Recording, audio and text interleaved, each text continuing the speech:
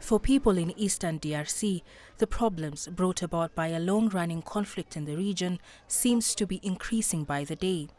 And as for the death toll from fighting between Congolese government troops and M23 rebels keeps rising, so does the number of people displaced by the conflict. The UN estimates that over 6 million Congolese have been forced out of their homes by fighting across the country. 18-year-old Magnifique Muhitira is one of them.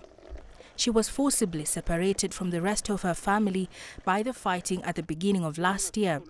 She arrived at the Bulengo camp west of Goma, where living conditions are difficult and miserable. I decided to flee because my village was bombed several times.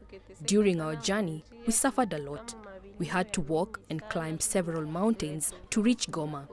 In this camp, life is very difficult. We have challenges getting food to eat. There is no humanitarian assistance. We eat once a day and are never satisfied. It's hard to live here.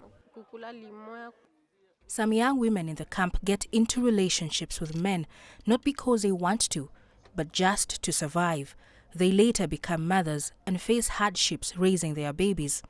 This is the story of Magnifique. She got her first child a month ago, fathered by a man from Kitshanga, her home village. But her baby hardly feeds and faces the risk of becoming malnourished. I had this child here in this camp. I had known his father before we fled, but it was here in this camp that we got together. It was with many difficulties that I had this child. I was sick all the time during pregnancy. I suffered a lot. I sometimes even missed porridge. To eat, I look for vegetables near my house. I don't have parents. We separated while fleeing. I live alone with my man. He went looking for something to feed us. If he brings back a potato, we'll share it. And if he doesn't find anything, we'll spend the night without eating. Those living in the camp don't get any food aid and are struggling just to get by.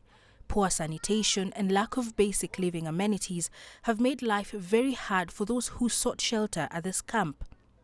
But for Magnifique and many others, their hope is that peace will be restored in the region soon so that they can go back to their homes and live normal lives once again. Caroline B., CGTN.